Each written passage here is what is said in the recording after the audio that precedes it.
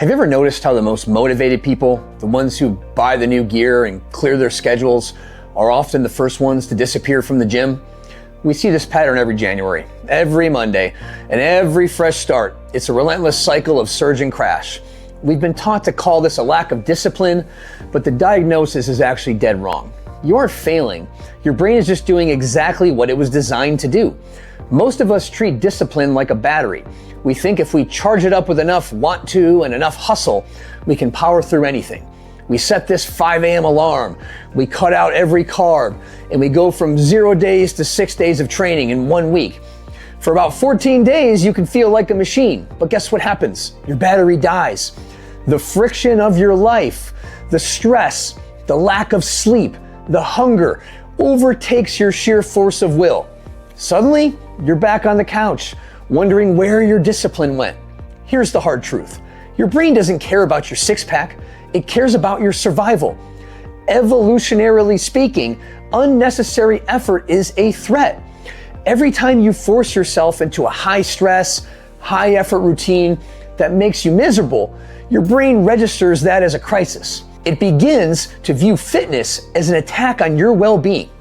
When you quit, that's not a failure of character. It's your survival instinct successfully protecting you from what it perceives as dangerous expenditure of energy and stress. Over the years, I've seen countless people, including myself, hit this exact wall. I've seen the hustle hard type burn out in 6 weeks, while the people who seem less disciplined, the ones who move slowly and made the small changes, they're the ones that are still training 3 years later. I've also been the guy trying to out-discipline a bad system. And let me tell you firsthand, the system wins every single time. Long-term body composition isn't about how much you can suffer. It's about how much you can sustain. This exact wall will inevitably lead to failure. Our biological wired brain is doomed to fail under the discipline model. We have to stop trying to be tougher and start trying to be smarter. We need to stop fighting with our biology and start working with it. So how do we shift from a disciplined mindset to a system that actually sticks? This is going to sound backwards, but the key to winning is making it too easy to fail.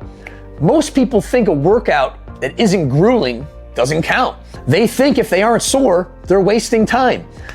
That's the hustle culture, and that's a lie. In reality, the most disciplined people you know aren't actually using much discipline at all. They've lowered the friction so much that their fitness routine is simply the path of least resistance. They aren't stronger than you. Their system is just better than yours. The solution isn't more willpower. It's an identity shift supported by a low friction system. We need to stop doing a workout and start being the person who moves every day. This means your system must be sustainable even on your worst days, not just your best days. When you design a program for your worst self, the tired, stressed, hungry version of you, you create a routine that survives the real world. Discipline is for the sprints. Systems are for the marathon of the rest of your life. First, you must quit the all or nothing mentality. If you can't do 60 minutes, do 6.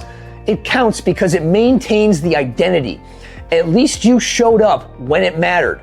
Second, audit your friction. If the gym is 40 minutes away, you're eventually going to quit going. Find a way to train that's 15 minutes away or in your living room.